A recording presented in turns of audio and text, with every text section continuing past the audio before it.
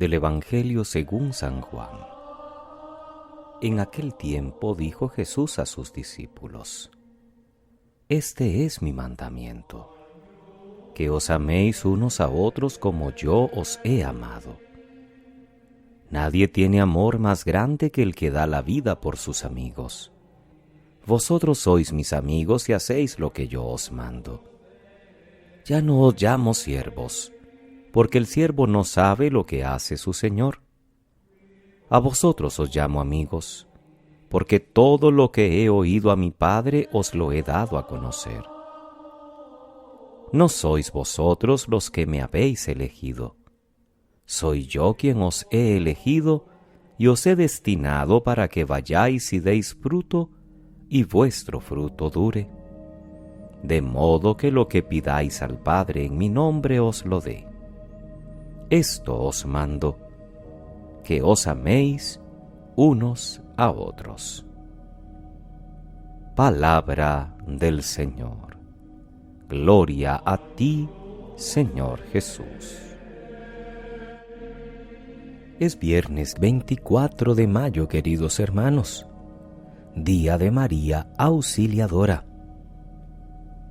La Iglesia ha experimentado muchas veces la valiosísima ayuda de la Madre de Dios en diferentes momentos de su historia, en las persecuciones promovidas por los enemigos de la fe, en momentos de tribulación, en momentos de verdadera angustia.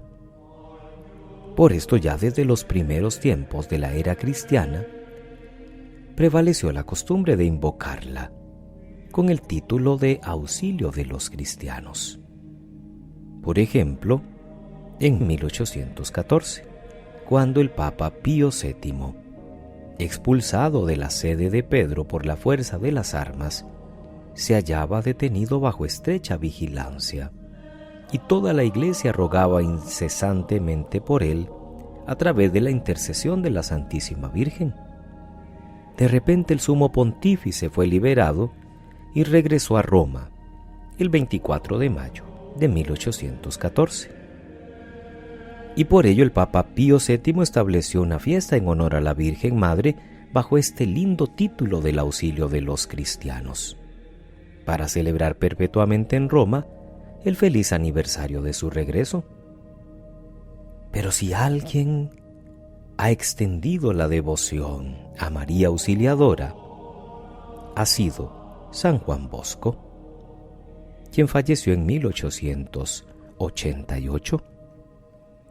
Fue a San Juan Bosco a quien la Virgen Santísima se le apareció diciéndole que ella quería ser honrada bajo este título, el título del auxilio de los cristianos.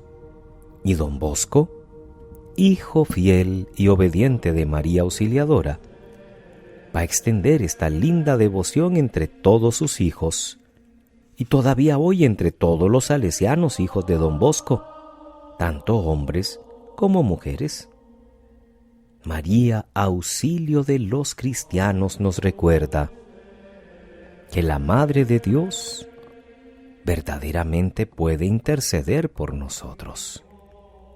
Si ella estuvo al pie de la cruz, si estuvo cuidando y velando a su Hijo mientras Él daba la vida por la humanidad, y en ese momento el Hijo de Dios nos la entrega como madre en aquel discípulo amado, ¿cómo no creer que verdaderamente la Madre puede interceder por nosotros?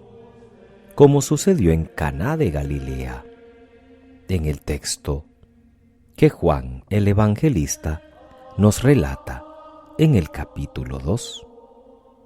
Cuando María intercede, cuando María auxilia a aquella pareja que se había quedado sin vino para continuar celebrando la fiesta de bodas. No es María la que hace el milagro, pero es María la que impulsa a Jesús a realizar este milagro. Los textos que hoy la palabra nos ofrece son del libro de los Hechos de los Apóstoles y del Evangelio de Juan, salvo que vayamos a alguna de las misas que se celebrará en honor a María Auxiliadora.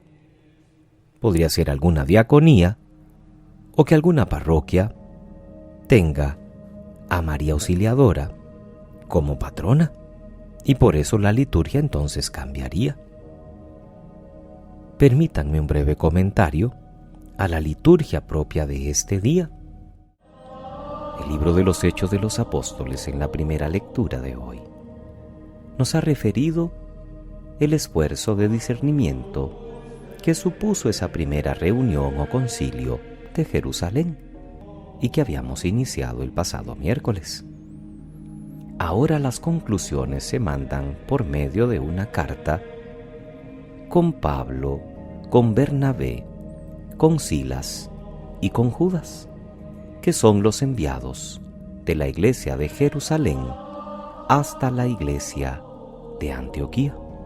Y la carta desautoriza a los que sin encargo de la iglesia han alarmado e inquietado. Alaba cordialmente a Pablo y a Bernabé, que han dedicado su vida a la causa del Señor Jesús.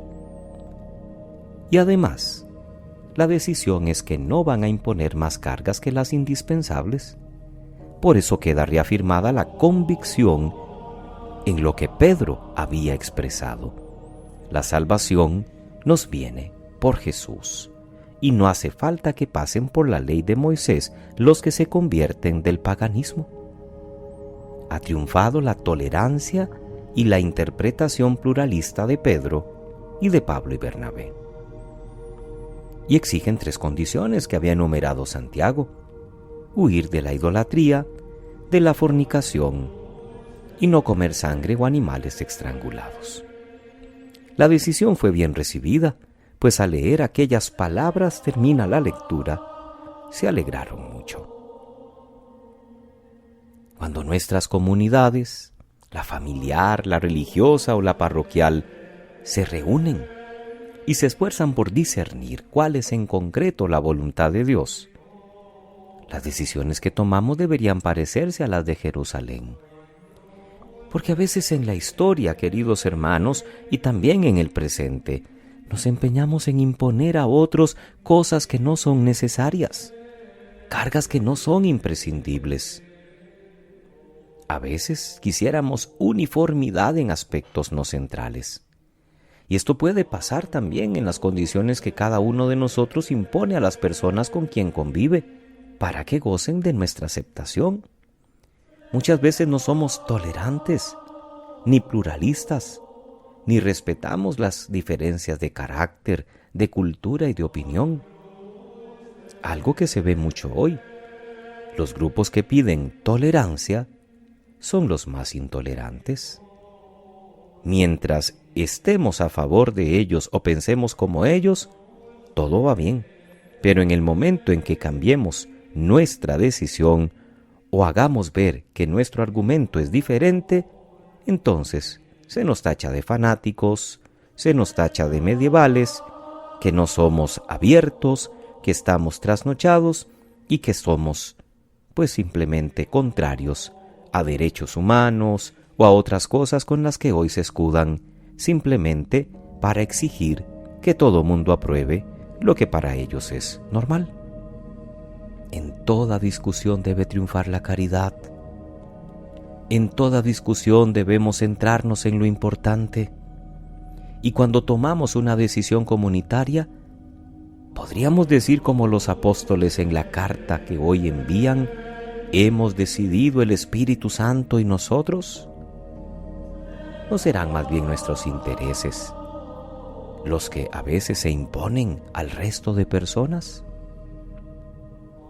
Juan continúa en el capítulo 15 el pensamiento de Jesús en la última cena.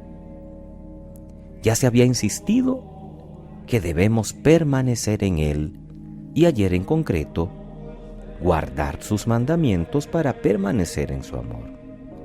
Ahora Juan nos introduce un par de matices entrañables. No os llamo siervos, sino amigos. No sois vosotros los que me habéis elegido, soy yo quien os he elegido. Y sobre todo señala una dirección más comprometida de ese seguimiento.